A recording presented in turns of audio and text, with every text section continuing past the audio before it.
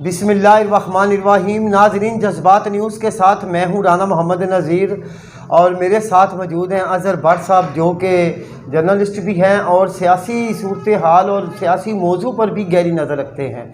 गुज़श्ता रोज़ NA-69 Gujarat के लिए Chaudhary अलीमुल्लाह बड़ैच MNA और MPA हाजी नासिर महमूद और रज़ा मता को MPA के लिए जो है नामज़द किया गया मुस्लिम लीग नवाज़ की तरफ से। इसी मौजू पर बात करेंगे कि आने वाले आम इंतखाबात में गुजरात में क्या सूरत हाल होगी अगर के चौधरी मोहम्मद सराई और चौधरी परवेज़ लाई भी मैदान में होते हैं, चौधरी सालक हुसैन और चौधरी शाफे हुसैन भी मैदान में होंगे और ये पैनल भी होगा, तो फिर गुजरात में सियासी सूरत हाल का क्या मंजरनामा होगा। बार साहब अस्सलाम वालेकुम। वालेकुम अस्सलाम। अच्छा बार साहब, ये बताइएगा कि जो कल जो है प्रेस कॉन्फ्रेंस हुई, इकट्ठ हुआ, उसमें चौधरी आबद रज़ा ने अनाउंसमेंट किया हाजी नासिर महमूद का, रज़ा मता का और MNA के लिए अलीमुल्लाह बड़ैच का, आपको इसको किस नज़र से देखते हैं, क्या सूरत हाल होगी? दरअसल ये जी जो कल प्रेस कॉन्फ्रेंस हुई है ना, ये सारी प्रेस कॉन्फ्रेंस हमारी बरादरी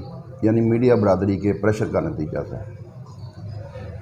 और वो सिर्फ प्रेशर ही नहीं था बल्कि हकीकत थी कि कल से पहले तक सिर्फ सालिक साहब और शाफे साहब की कैंपेन जारी थी और कोई बंदा मैदान में नहीं था।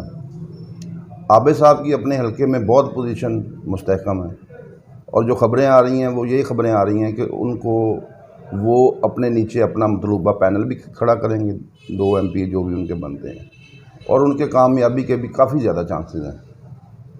अब यहाँ NA जो आपने 69 बोला, अब वो 64 हो गया और PP 31 हो गया। ये 31 और 33 गालबन ऐसे ही बन रहा है। वहाँ की सूरत हाल ये थी कि जो लश्कर शुजात है वो बग़ैर किसी रुकावट के अपनी मंजिल की तरफ बढ़ रहा है। उसके आगे कोई चीज़ नहीं खड़ी हो रही। जिस तरह जो भी हालात वाक़यात हैं उनको खुलकर बताने की ज़रूरत नहीं है। हर जो ज़ी शऊर शहरी है गुजरात का वो देख रहा है कि क्या हो रहा है। ठीक, शराफत के वो अलम बरदार हैं। जिस तरीके से वो काम लोगों के करते हैं वो भी आपको पता है। लोग जौक दर जौक शफात साहब के साथ और सालिक साहब के साथ शामिल हो रहे हैं।